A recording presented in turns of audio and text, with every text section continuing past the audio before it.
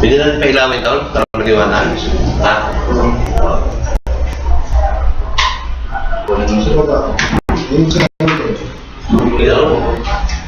Sana ba? Ano po kami? May interview ko sa'yo. Ito na. Ito na. Ikaw dyan. Sabi kayo ni President. Dapat na bang ayusin muna ang gobyerno, pamamalakad sa gobyerno bago ipairal ang jury justice system o kaya ipairal na ang jury justice system upang maayos ang pagpapatakbo ng gobyerno. Ito ba ating kikinatisin ngayong hapon ito sa ating programa at syempre pa sa pangalan ko ni RJ Romero, Halyorina, ating partner, at syempre sa pangalan po ng lahat ng Filipino jurors sa loob at labas ng bansa at maging yung mga sasali pa lamang. Abay po nyo lagi nakahandang maglingkod, kikilatis na ganito lamang at kasama po natin sa programa ngayon ating pong Secretary General Camilo Milientes. Magandang hapon, Tolkit, at magandang hapon din kay Utol Mulong, Presidente ng MRT, Quezon Avenue, Fairview Association. Magandang hapon po sa inyo. Ayun, napagit na nga ni Sekjen, ang ating pong panawin patagal sa hapon ito. Ay walang dito ba si Camulong, Romulo Similiano. Isang ilonggo yan, Tol. Isang ilonggo. Tumatayo muna kayo sa ating tagapakinig at siyempre sa mga kasamahan ninyo kasapi ng inyong organisasyon. Magandang hapon sa mga tagapakinig ngayon at magandang hapon lalo na sa alay ng transportasyon sa lahat sa mga super at mga driver. So, bumabati ko ng magandang hapon. Alright, at syempre pa, atin din pong kasama ngayong hapon na ito ang Vice Presidente, Vice President, Vice Presidente ng MACDOA. Tumateo kayo, DC. Magandang hapon po sa ating mga tagapakinig. At sa lahat po ng magiging sabing stasyon sa ating ito. Okay, mahalaga tayong anunsyo, pa-anunsyo nitong MACDOA na bukas pala. Bukas. Okay. So, ito palang ang dapat sana ay scope. Hindi pa pala final. So, ipagpaliban po natin muna pag-anunsyo. Dito po napakamahalagang gaganapan sa atin ng transportasyon. Meantime, batiin na rin po natin ng maligayang pakikinig sa magandang hapon. Ito po sa ating chairman ng Philippine Trial by Jury Movement, Major General Retired Renato P. Miranda, nating kumandang po ng Marines. Siguro Kamulong, ngayon pa lang nyo narinig yung jury justice system. Iyon. Ano na pagkakahalaga nito, Kamulong at DC? Ano ang first name ng DC? Edwin Laksamana. Yun. Vice Presidente po ng MACDOA. Ang biyahe po nila ay Fairview at Centris. Fairview. Yun. Of course, dito po yan sa lungsod ng Quezon. Lungsod, Quezon. Ayan. So, ganito kasi, Kamulong, bago natin makakain yung mga sabi-sabing problema sa inyong hanay, kung ano ang mga hinaing ninyo, at kung ano naman ang mga accomplishment ng inyong grupo, ano ang mga adhikain na nais makamit ng inyong grupo sa MACDOA. Nabanggit natin doon sa umpisa, kasi meron na akong naging katalamitan. Palitan o tuhan ng opinion. Yan, At ang ganyan sinabi, hindi po pwedeng ipahiral ang trial by jury o justice system sa kasi masama ang pamamalakan ng gobyerno. So sabi niya, dapat ayusin mo na ito wala ka sa ating gobyerno bago natin ipahiral yung jury justice system. Eh sabi ko, teka muna, kung maayos ang pamamalakad sa gobyerno, bakit pa natin kakailanganin yung jury justice system? Tama. Kasi ang jury justice system, ito yung mekanismo para umayos ang pagpamamalakad sa gobyerno. Yeah? Ngayon, ano ba ang nakikita natin masamang pamamalakad sa gobyerno? Di ba? Of course, sahanay ninyo, hindi naman tinatanggi ng mga kinakakulan niya, maraming nangungutong. Although meron din mga driver na pasaway, kahit na alam nilang bawal pumick-up doon, diba? Pumick up, pero yun naman, kung hindi nila gagawin yun ang mangyayari ka mulo, pag hindi nila ginawa yan, ano mangyayari sa problema? Gutom yung pamilya.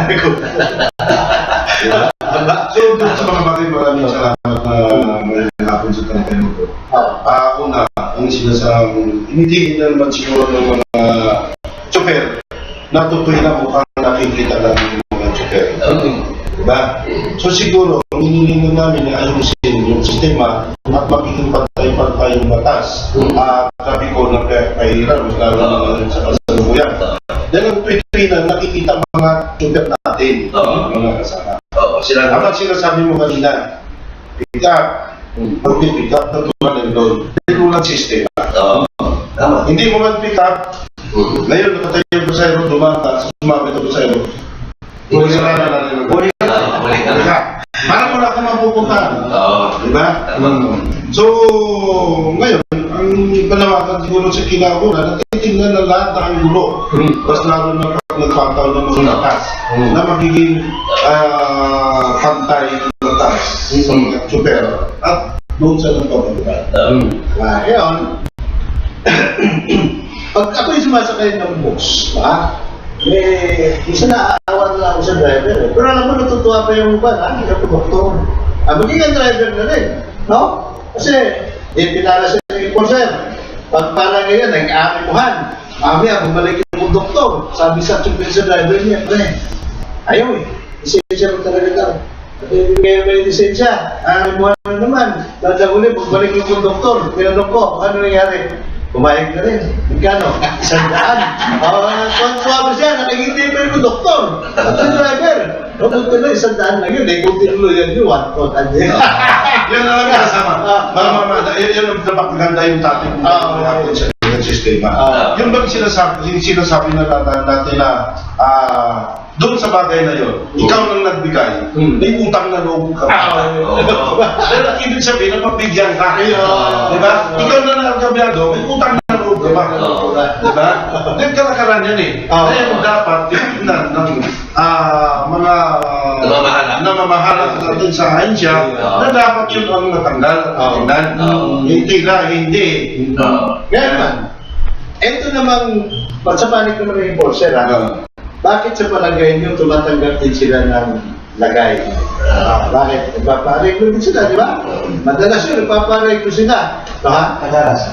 Marami nga sa kanila, nahuhuli pa. Yung iba naman, hindi man sila nagpapareglo, pero medyo niluluwag-luwagan niya na rin. At nagtitinda na siya ng kakanin. Ano ginawa niya? Pero yun, mabait din talaga yun. Kumbaga, hindi nahuhuli na yun ng kwan-kwanan. Ang mga enforcer na yan, maliit na sweldo yan eh. Di ba? Maliit na sweldo, pagkatapos meron silang komisyon doon sa kanilang mahuhuli. Sa matitikitan nila. Ngayon, kung halimbawa, ilang pagkano siya, 30%. So dapat, kung 1,000 yun, sa 30%, 300 na naman doon. Pero kung liwat to pa yun, to pa. So 320. 322. 320 na, 320. 320, palagay mo na. No? Kasi natin yung butal. Anong ulaway pa tayo sa butal? Bakit siya pumayag na 100 lang? Diba? Kung tutuluyan ko ito, so sa isip-isip niya, hindi ka ako nito na 320. Diba? Samantala 100 lang. Okay yun. una, siguro dahil sa mga oras na yun, kailangan nila rin ng pera. Ayun, pag pinasok niya, matagal pa bago makukubra eh. Pangalawa, siguro naawa din siya sa driver. Di ba? Kasi, kapwa mo tao yun eh. Kahit sabihin na minsan, kung masaya ang mga enforcer, kala mo si Django. Pero, bago din ang trabaho nila. pero mga tao din yan, may damdamin, may puso damdamin yan. So, naiisip din nila. Kawawa nito. Tinuloy yan. Actually, ito sikreto ng mga super na ito. Huwag mo lang angasan yung enforcer. Hindi usapan mo lang. Bibigay. Oo. Diba siguro 99%? Isang dapat. 99.9%, di ba? Pagbibigyan tayo. Nasa kali din tayo. Ako nung araw, may jeep din ako eh. Kung naranasan ko rin bumiyahe eh. Di ba? Pero kung halimbawa paangas ka, kamukha nung isang kababayan natin na Ilonggo. By the way, mga boss, kapwa mo. Itong si Kamulong, Ilonggo din. Ilonggo lang, pero kami taga Negros, nakulog city mo na ako. May kababayan tayo napunta rito. Manayaw sa Manila. Hinuloy ng pulis. Sabi nila sa pulis, huwag nila ako sa tikitan, kawawa ka sa akin, sir. Sabi gano'n, no?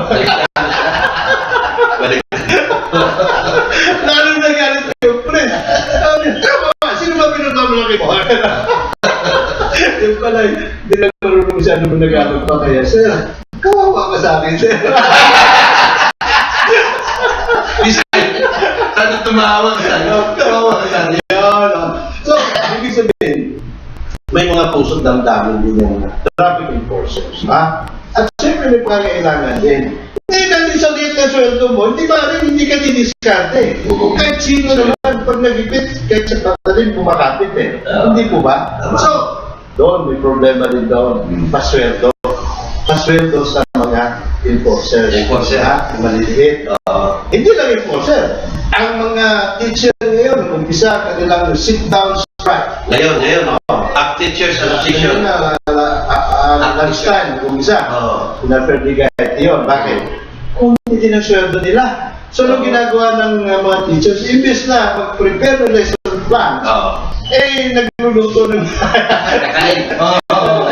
nagre-respect ng mga paninda kinabukasan sa mga estudyante para ma-augment naman ang income nang sa ganun, matugunan nila yung kanilang Pangangailangan. basic needs. ko lang naman needs. Basic needs. Wala pa doon yung iipunin mo para in case of emergency may magagamit. Wala dito. Diba? Yung pagkain pa lang sa araw-araw, yung pagbayad sa kuryente, tubig, pag-upa sa bahay, hirap na hanapin eh. Diba? Okay, ngayon, ganun ba talaga kahirap ang Pilipinas, Kamulong? Paki-explica. Ito talaga yun. Tingin ko siguro sa Mayaman tayo. sinasabi, mayaman tayo. Malaki ang pera ng gobyerno. Malaki. Well, kasi hindi naman dito sa sistema ngayon, sila din naman ng malaki. Then malaking tirang pinag-aawayan ngayon. Yan. Diba? Kung yun, napunta talaga Sa tama. sa mga mahihirap natin na kababayan, malaking bagay. Pero dahil napunta lang sa ilang tao, tunay kung totoo man, ikaw yung mga... So, ang tinitingnan ngayon, billion-billion, Korupsyon. na kinukurap ng mga senador ng Ilang tao lahat na. Hindi pa yung lahat kasi marami pa yan eh. So, hindi lang 10 billion, ang 10 billion na lumalabas doon sa Napolis PDAP scam. Ikaw pa lang yun. Katiting pa lang yun. Katiting, Diba? Ibig ba sabihin etong tatlong senador lang ang marunong mag-knockout? Diba? O silang tatlo lang ang magaling mag-knockout na pera ng bayan? Diba? Yan ba yung katotohanan na tatlo lang Sila sila? tatlo ba? Abay, siguro, ilan ba sila daw? 24. Paano niya ang 21? Papayag ba yun na sila tatlo lang ang magagaling? Yan pa yung sinuwente, aangal yun. Diba? Ang 21. Hindi kasi pinayang natin yung mga kay Rene. Oo, yan. Diba? Kaya si Rene Oo. Sana natuluyan na siya. Ano ba? Naniniwala ka niyan? Maniniwala ka? Ang tatlong senador lang magaling mag-knockout. Oo. Tatlo lang sila? Oo. Kahit ako sa'yo, napapayag na sila makikinapang. Oo. Paano iba eh? Sasama ang loob doon. Hindi doon. yung mga senador lang natin eh. Oo. Kung titignan natin. Sa congressman, ilan ang kongreso natin? Oo. Mga 300, kung higit ko mula. Oo. Di ba? Yung 300 na yun. Ba, papayag pa sila na sabihin ng mga may Pilipino na yung 300 na mga congressman, mga bobo yan eh. Hindi marunong mag-account. Aktual ba yan? Oo. Sa 300 naman, sabihin mo na lang, malinis ang salitan, kung may dalawang daan. Oo. Oo. Oo. Ngayon, Yan, malinis talaga na. ngayon, Hindi. ito pa. Si Mayor Binay Lambanan ng Makati noon, ang magaling din magnakaw, kung totoo yun ha. Oo. Paano naman yung ibang mayor, ang dami niyan? Oo. Ang mga bobo ba yung ibang mayor, di marunong magnakaw? Diba? Eh, yung mga konsyal pa. Ba't yun lang nililitis? Oh, ba't yun? Ayun.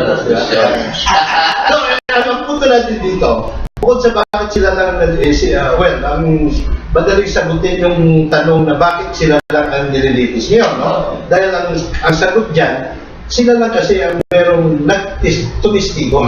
Di ba? Yun ang may tumistigo eh. Ngayon, nagnakaw ito yung ebidensya. Di ba? Eh, si Drilon, pinaratangan, pero nung tinanong, asa ebidensya mo, nabasa ko na sa Wikipedia. Although ako, hindi ako naniniwala na yung convention center na yon hindi tigmak ng kokong o ng tawag ito, corruption. No? For that matter, hindi ako naniniwala na merong proyekto ang kahit anong ahensya ng gobyerno na walang patong. Ano yung iba nga pinagpatong-patong. Ang iba, hindi lang Alam patong. na lahat yan. Hindi lang patong yung iba. Talagang wala proyekto. Ibinulsa. Ibinulsa na lang. Diba? Pero mo, bakit ko nasabi sa iyo na hindi ako naniniwala na meron. Bukod siyempre may exception ha, pero may exception. Hindi ako naniniwala na walang proyekto ang gobyerno na walang patong dahil yung anak ng kumpare ko, na kung gano'n mo yung kumpare ko, may katungkulan pa, tarasti pa yun, ng Ateneo Lualunay. Diba?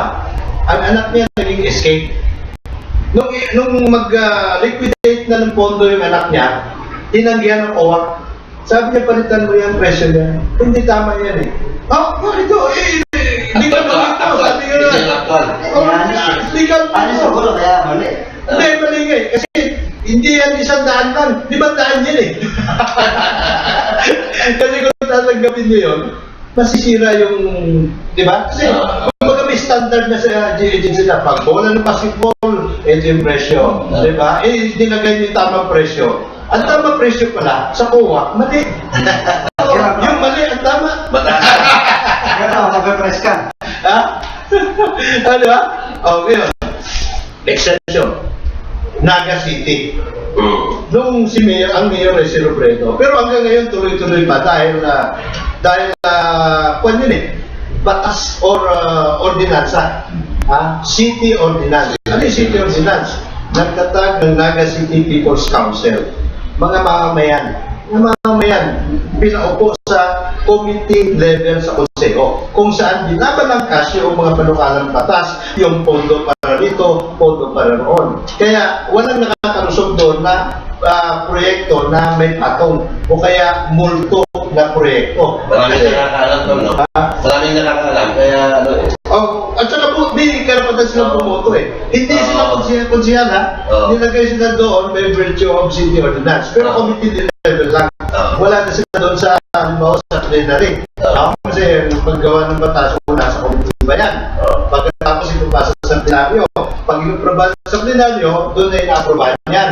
Pero, bago lumusot sa committee, nakilatis na gusto at nabusisi pa. O kaya pagka mataas ang presyo, o kaya may patong, inaayawan ng mga taga-council, taga-city people's council.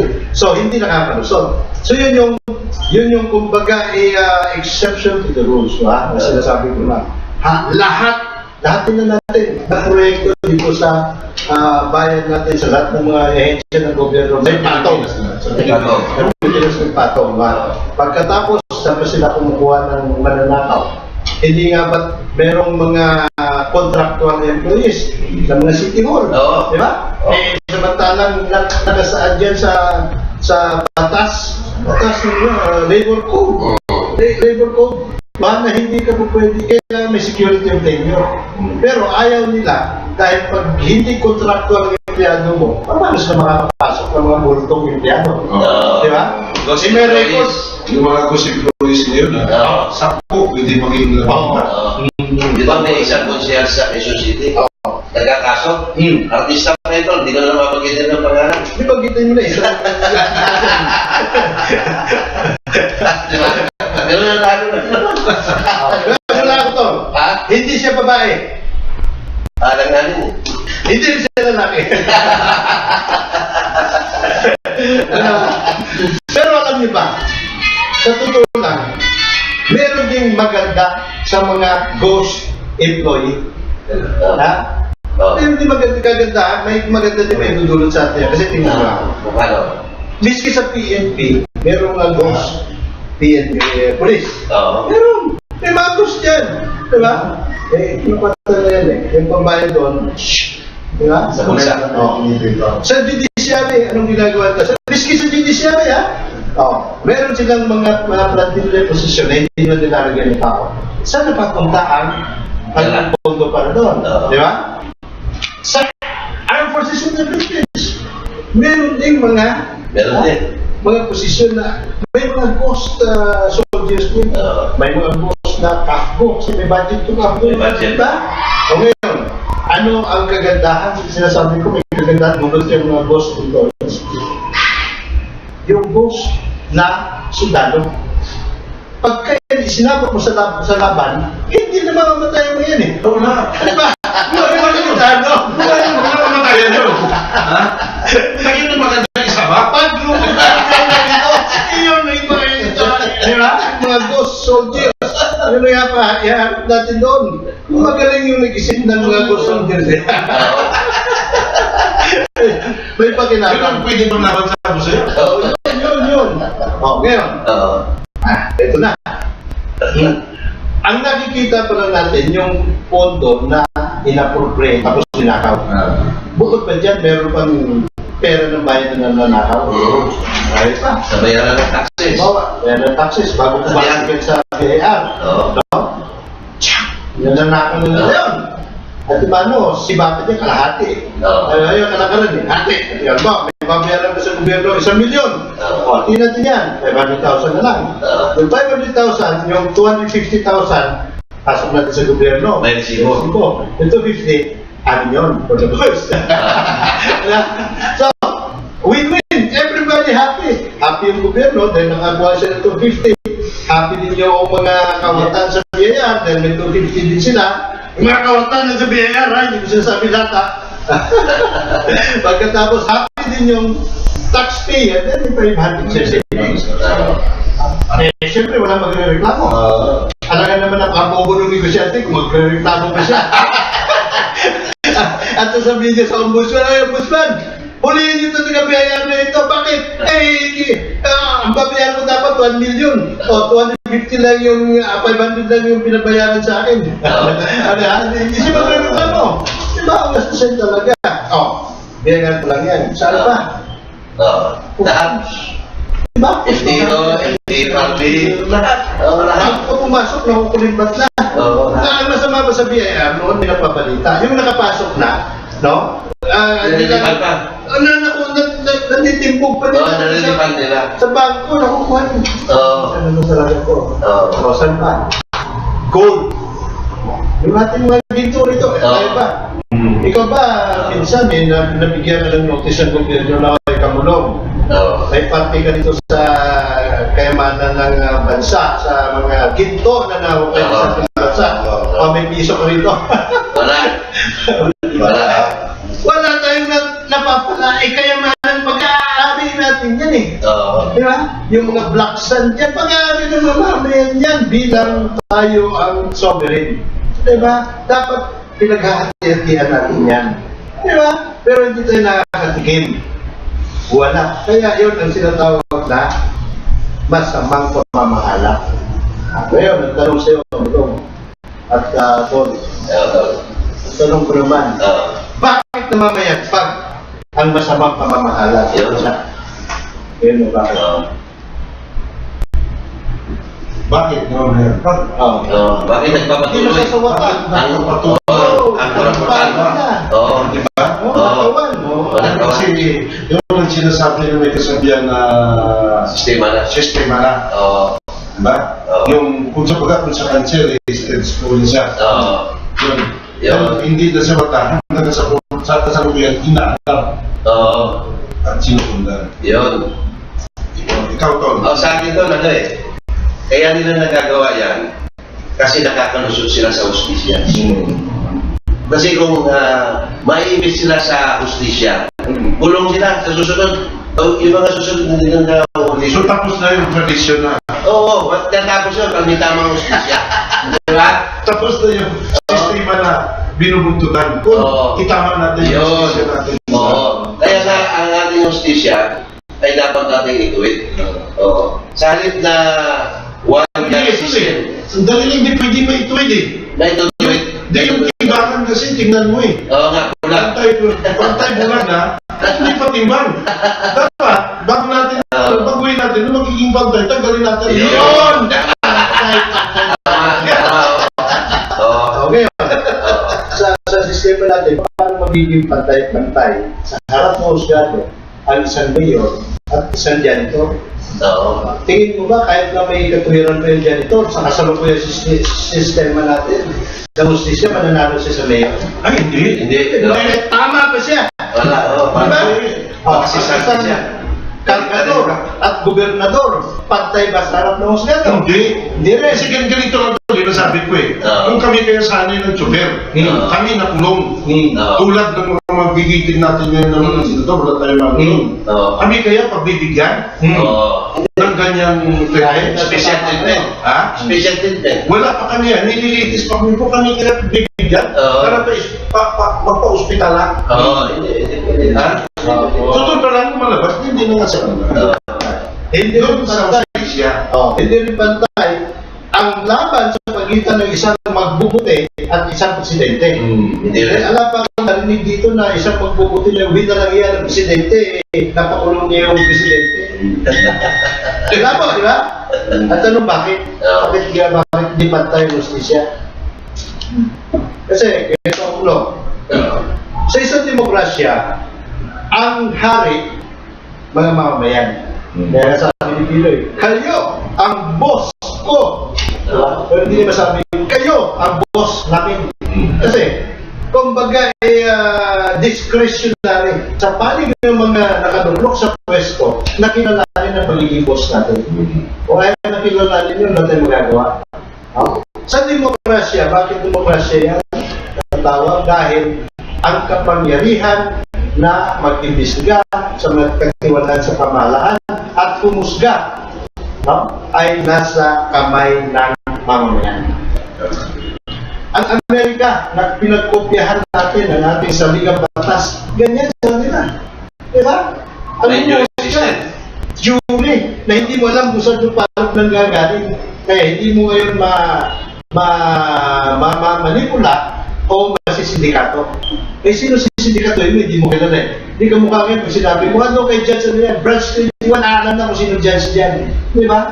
O kanya palakasan ng bulong yun.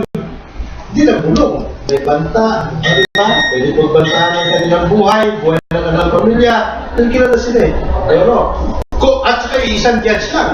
Pero sa trial jury, sa jury justice system, 12 na may hindi kilalang mga mamamayan na sa pamagitan ng raffle sa inisyal ng mga proseso, pinipili. Hindi mo kilala sila. At wala silang obligasyon na magpakilala. Diba? 18 anyos patas, Filipino citizens able to read and write. Yun lang requisitos. Gamit lang ang sentido común ng isang ordinaryong tao na matino ang pag-isip. Eh, siyempre, kung baliw yung ilalagay mo dyan, hindi na kahit-kahit. Ang tanong ngayon, sa palagay nyo kayang gampanan ng isang ordinaryong wala pag, hindi pa, halimbawa, elementary graduate lang siya. Kaya nga gampanan na magiging mag-desisyon, maging juez. Eh, hindi lang siya mag-isa, no? Kasi 12 sila. Pagkatapos ng paglilitis, pasok siya sa kwarto, sila lang doon, mag-uusap-usap. magbubutuhan kasi kailangan ang unanimous sila kung ang criminal ang kaso. Unanimous kailan, dalawa sila kung conviction, kung acquittal. So magbubutuhan muna sila. Pagka pareho na sila, nandito dalawa, sa isang desisyon, wala na sila pag-uusapan. Pero kung hindi walang unanimity, pag-usapan nila ngayon yung kaso. Di ba? O bakit nasabi nyo na hindi kayo ano ba? Di ba? Ngayon, pagka kinakailangan kunin yung transcript of record, ano ba yung tawag ng transcript, di ba? O kaya kunin yung ebidensya, kung merong hindi malinaw, makukuha nila yun. Tapos, mag-uusap-usap sila hanggang sa makabuo sila ng nag-iisang desisyon. Mabilis yan dahil tuloy-tuloy to. Mabilis. Mula alas 8 ng umaga, alas 5 ng hapon. Para mabigyan kayo ng ideya gano'ng kabilis. Yung kaso ni Imelda, mga Marcos sa New York, racketeering. 95 ang misis. Napresenta ng gobyerno.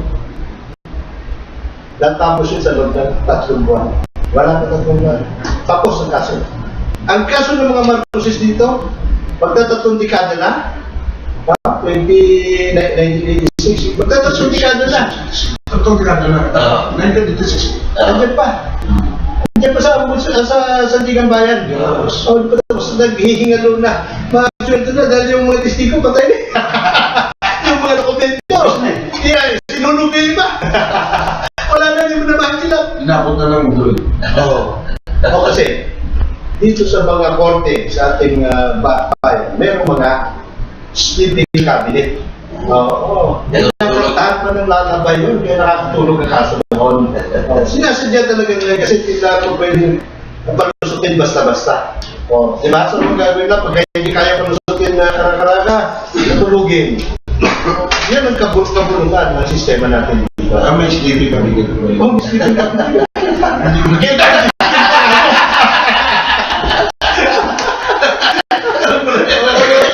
Kaya mo nalaman na may sleeping cabinet ko. Doon nilalagay yung sleeping folder. Yan kaso ng mga ampatuan. 5 taon na. Yung mga testigo, yung iba nabayaran na. Pag napunta sa ibang bansa, ma-absent na mo yan. Diba?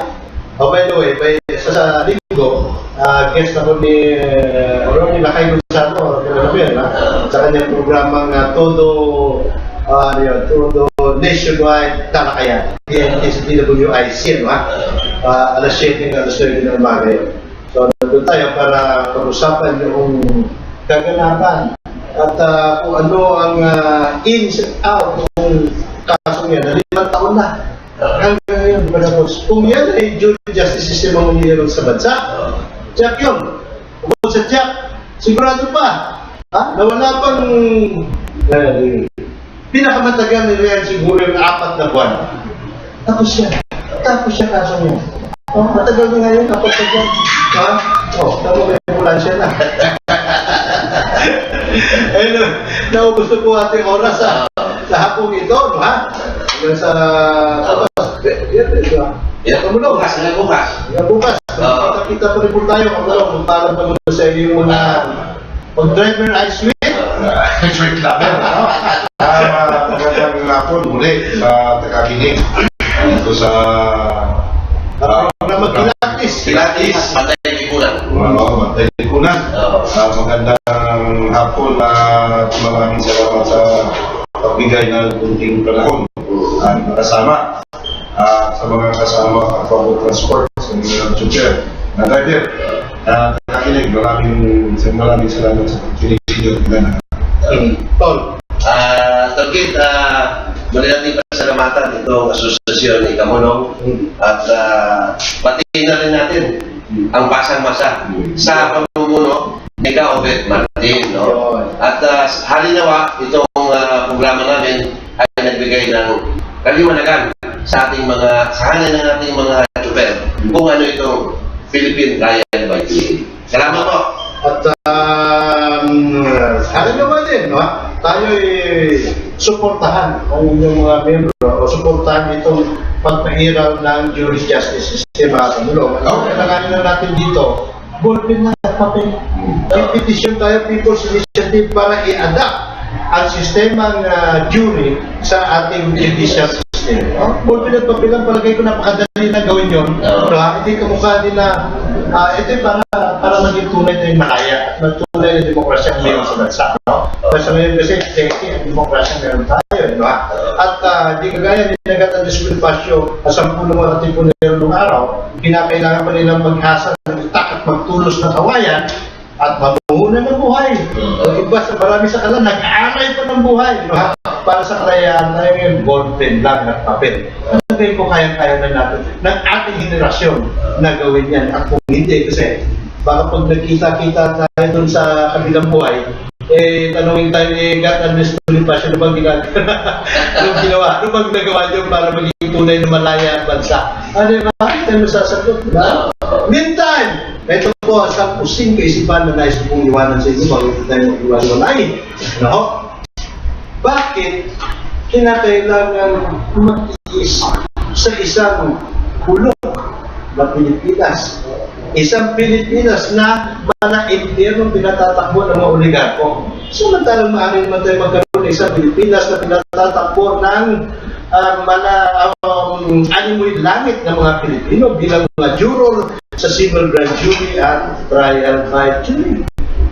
Hanggang bukas po, ako po yung lagi handa maglingkod. Keep kilatis lagan ito lamang, God bless us all, God bless the Philippines. Siyok batin, yahabi.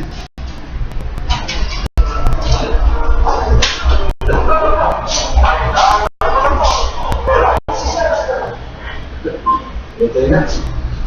Tapos tayo. Libre. Salamat.